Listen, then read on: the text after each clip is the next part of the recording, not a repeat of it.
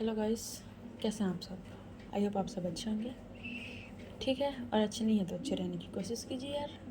तो आइए हम आगे बढ़ते हैं। हमारा आज का स्टोरी जो एक लास्ट एपिसोड है। सफ़र छोटा ही मगर खूबसूरत था। तो ठीक है, आज हम इसके अंतिम पड़ाव पे हैं। तो चलिए ज़्यादा बकवास ना करते हुए हम आगे कंटिन्यू करते हैं। ठीक है। दार्जिलिंग में पहला दिन, यानी आर्य और साक्षी का घूमने का पहला दिन। सुबह का माहौल।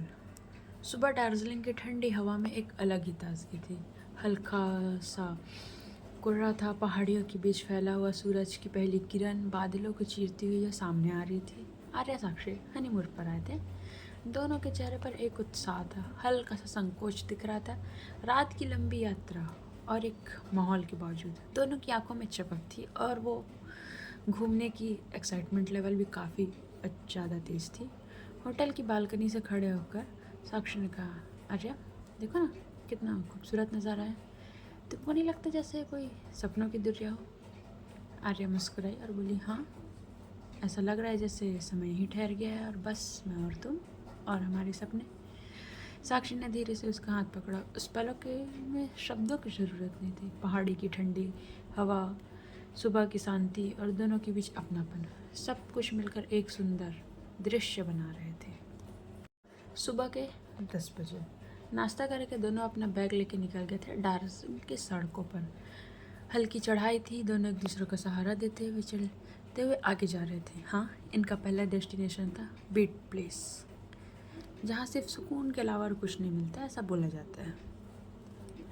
रास्ते में चाय की दुकान से उठती हुई भाप, रंग बिरंगे ऊनी कपड़े बेचते हुए दुकानों से आ रही थी।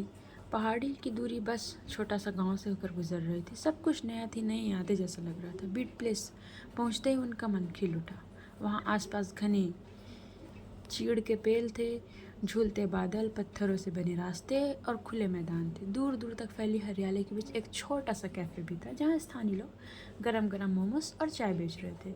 साक्षी ने उत्साहित होकर कहा, आर्या चलो ना फ़ोटो लेते हैं, जगह कितनी सुंदर है। आर्या हंसते हुए बोली, पहले देख तो लो, फिर उसके बाद फ़ोटो लेंगे। बस वहाँ एक पेंटिंग भी बन रही है, हम पेंटिंग भी बनवा सकते हैं। साक्षी स्माइल करती बोलती, चलो। दोनों हाथ में हाथ डाले धीरे से चल गए। एक जगह रुककर साक्षी ने पहाड़ों की तरफ देखा।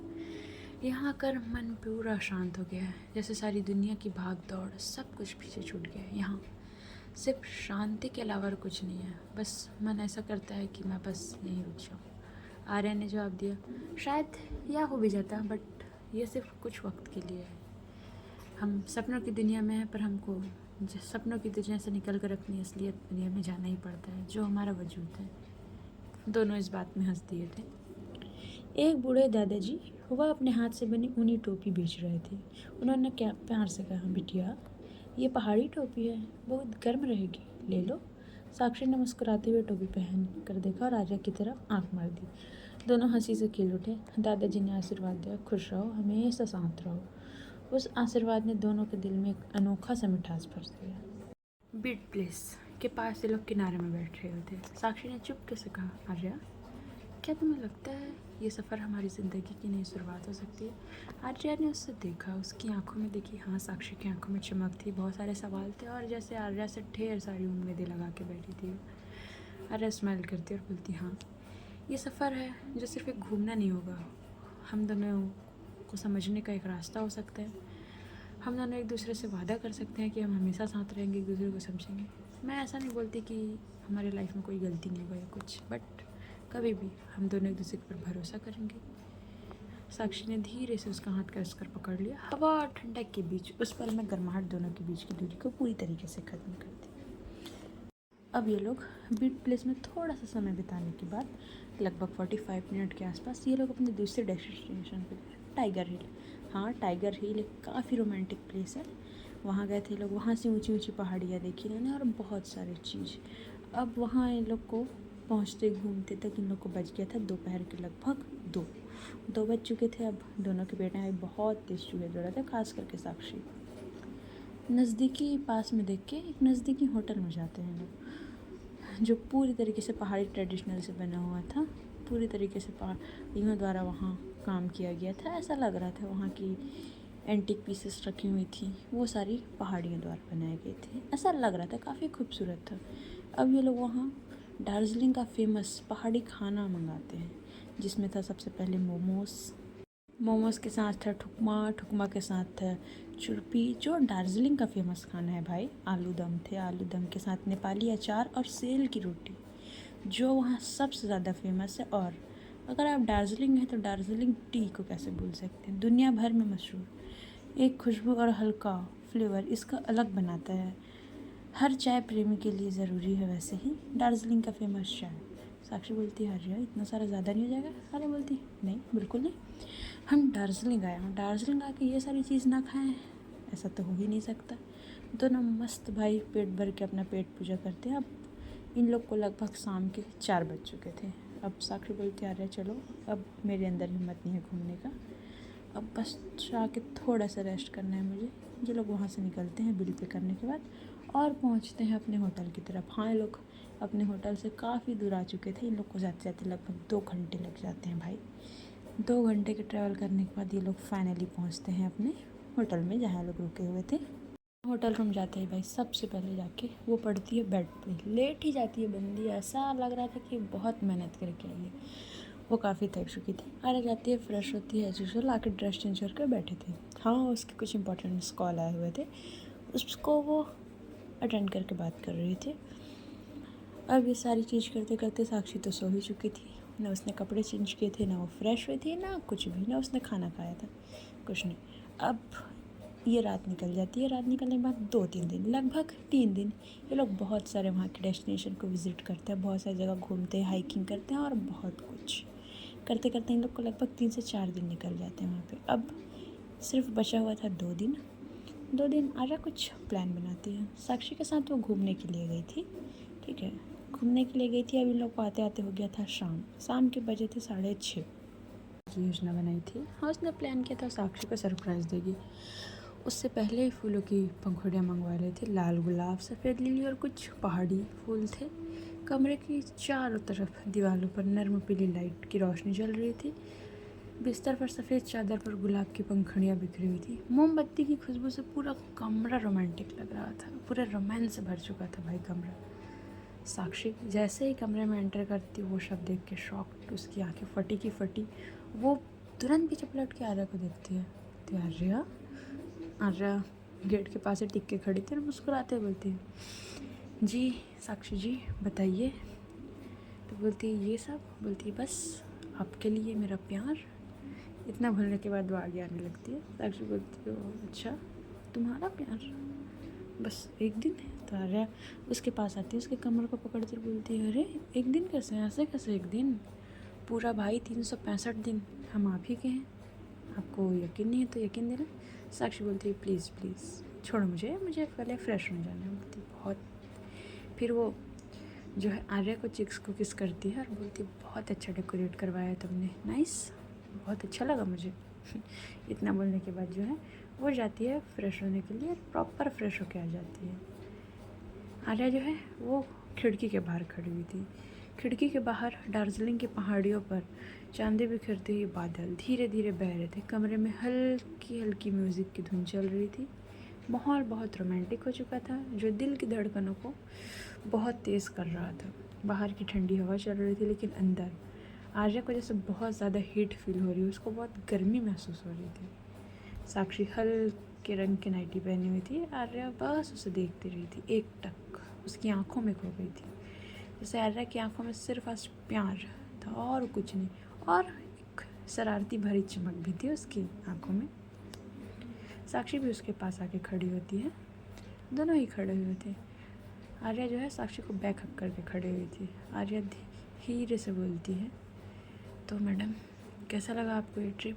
मैं उम्मीद कर सकती हूँ कि आपको मेरे साथ बोर ना लगा होगा और आपने इसे एंजॉय भी किया होगा।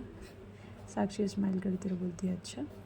तो आर्या बोलती है क्या मैं तुम्हें महसूस कर सकती हूँ? साक्षी बोलती है अच्छा, और ये क्या कर रही हो तुम, तुम्हारा ये एक सवाल, क्या मैं तुम्हें महसूस कर सकती हूँ? हर बार की तरह एक ही सवाल पूछती हो। आर्या बोलती हो हो। आर्या ने उसके माथे पर एक सॉफ्ट सा किस किया। साक्षी की सांसें तेज़ होने लग गई थी, उसने आंखें बंद कर ली। आर्या ने फिर से उसके गालों पर अपने होठ रखे, उसकी गर्दन को हल्के से चूम लिया। साक्षी ऐसे भाई पूरा उसकी बॉडी शिहर उठी थी। हल्का सा उसका चेहरा पकड़ा। आर्या, उसकी आवाज़ काफ़ी धीमी थी। साक्षी धीरे से बोलती है, तुम्हारे टच से ऐसा लगता है जैसे सब कुछ बदल जाता है, पता नहीं क्यों, बट हर बार मैं तुम्हारे टच से वहीं पर रुक जाती हूँ, मैं एकदम ठहर जाती हूँ। आर्या बोलती है, अच्छा तो आज ठहरने की ज़रूरत नहीं है, बह जाओ ना मेरे साथ। इतना बोलने के बाद जो है आर्या उसके होठों पे अपने होठ रखती है और बस साक्षी को एक सॉफ्ट किस कर रही थी।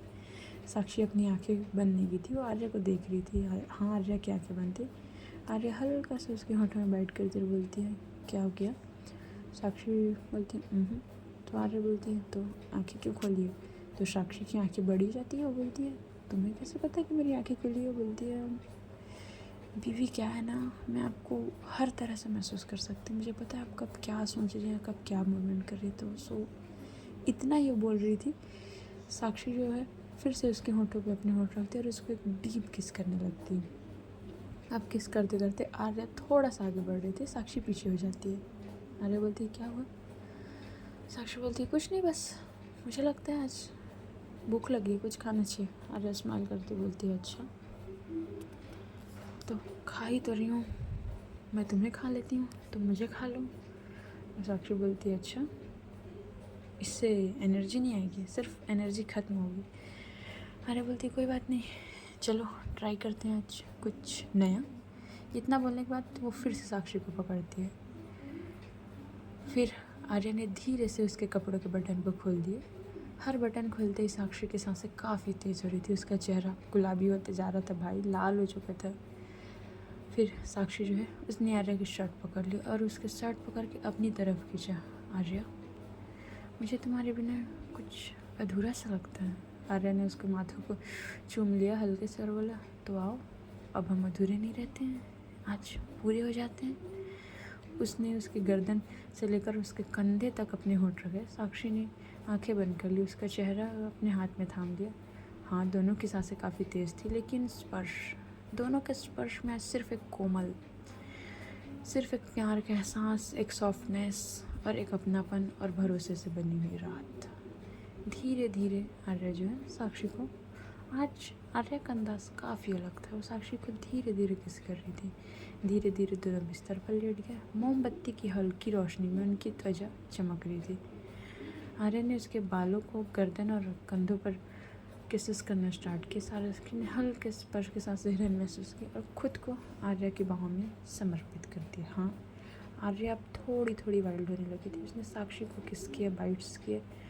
हाँ, साक्षी का वीकनेस था साक्षी का कमर, जहाँ बस आर्या जानबूझ के प्रेस कर रही थी, अपनी उंगली स्लाइड्स कर रही थी।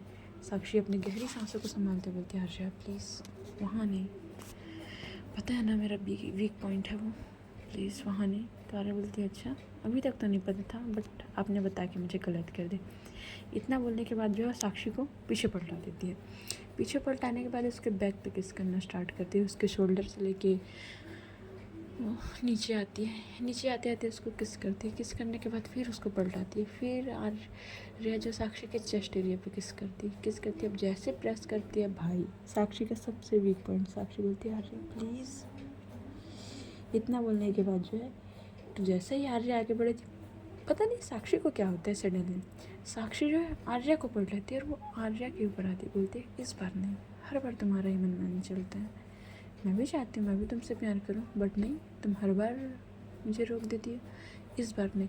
इतना बोलने के बाद वो आर्या को पलटाती है और आर्या के भाई बॉडी पे सिर्फ एक ही क्लॉथ से उसके अपर बॉडी पे वो उसको निकाल के फेंक देती है।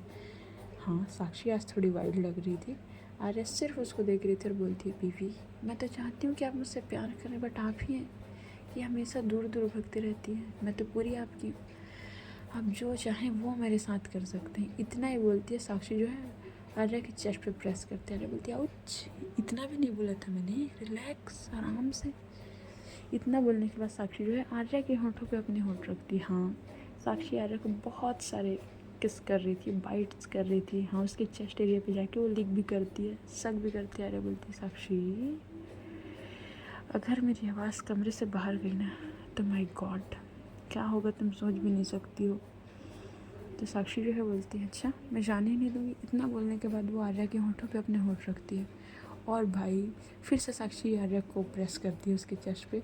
आर्या की आवाज़ जैसे उसके ज़ुबान से बाहर ही नहीं आ पाई थी। साक्षी थोड़ा सा पीछे हट के बोलती है गया कमरे से बाहर क्या, अगर यहाँ पे बैठा था वो भी नहीं सुन पाता।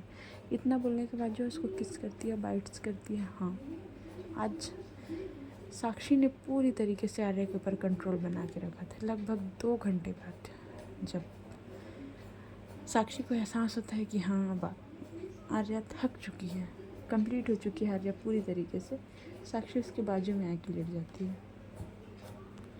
आर्या अपनी गहरी सांसों को संभालते बोलती है ओह मैडम क्या था ये, अब तो काफ़ी ज़्यादा वाइल्ड हो गई थी यार।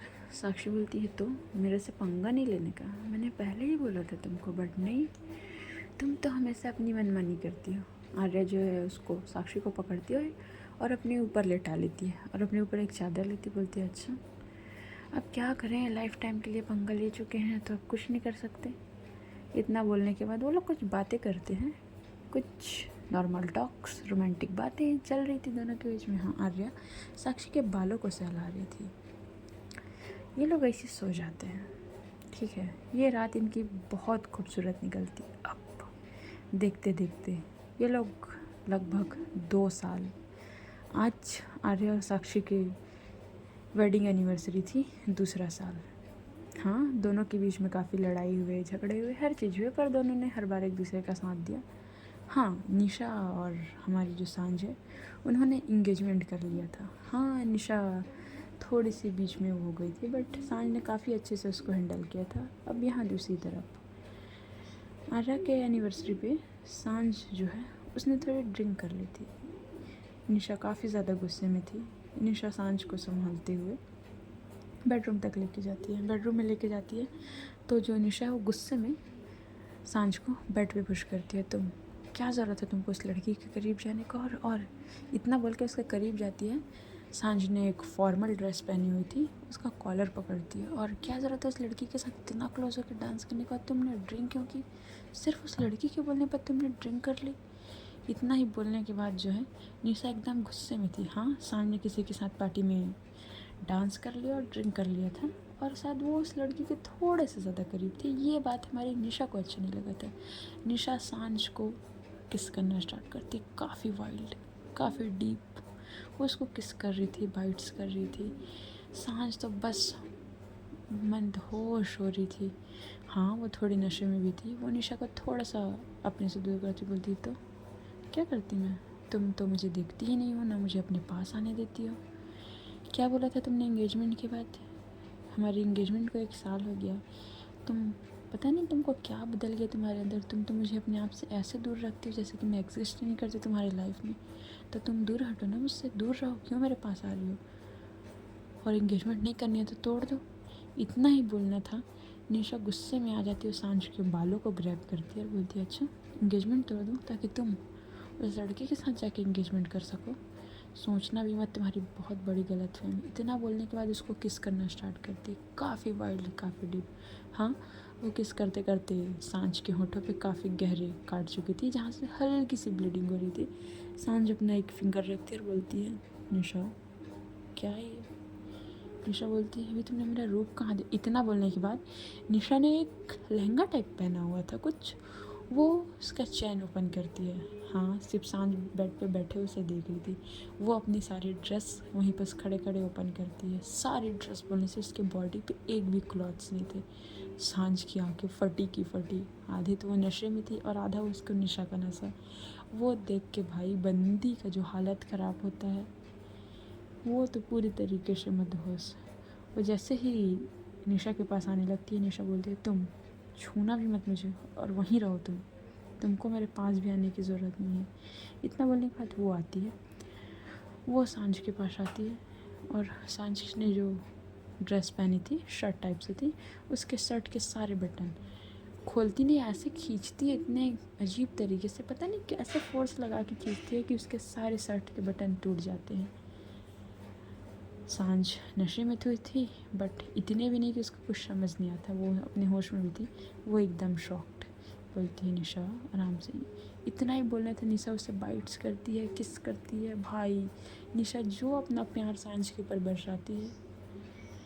सांझ बस बोल रही थी, निशा बस करो, हो गया, काफ़ी है, प्लीज़ रुको। बट निशा रुकने का नाम ही नहीं थी। निशा बोलती अच्छा तुम ही तो बोल रही थी मैं तुमको अपने करीब नहीं आने देती, करो हैंडल मुझे, सहो मुझे, इतनी ही इम्यूनिटी पावर है तुम्हारे अंदर। निशा का इतना ही बोलना ही था। सांझ स्माइल करती है और बोलती है अच्छा। इतना बोलने के बाद फिर सांझ निशा को किस करना स्टार्ट करती है। लगभग ही भाई इन लोग का रोमांस ख़त्म होने का नाम ही नहीं ले रहा था, चलते जा रहा था फ्लो में। इन लोग को खुद नहीं पता होता कि ये लोग कब ख़त्म होता है इनका रोमांस और कब ये लोग सो जाते हैं।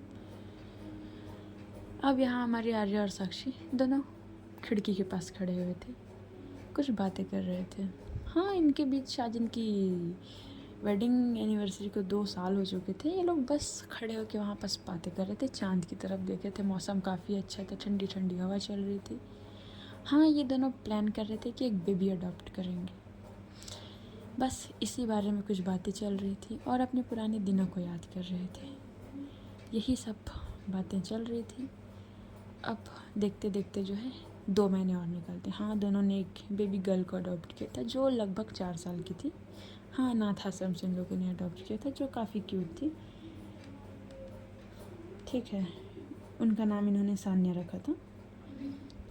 अब देखते देखते जो है इनकी लाइफ तो आगे बढ़ ही रही थी। तो भाई ये था इनकी ज़िंदगी का एक हिस्सा जो हम लोगों ने जाना समझा। तो ये कहानी का अंत आज यही होता है। हमें थोड़ा दुख है कि हमने बहुत जल्दी इस कहानी को ख़त्म कर दिया, पर कुछ चीज़ें छोटी रहें और खूबसूरत रहें तो वही ज़्यादा अच्छी लगती है। तो चलिए बताइएगा आपको कि आपको लास्ट पार्ट कैसा लगा। ठीक है, मिलते हैं हम आपसे किसी और स्टोरी में, किसी और कैरेक्टर में। चलिए गाइस, बाय बाय।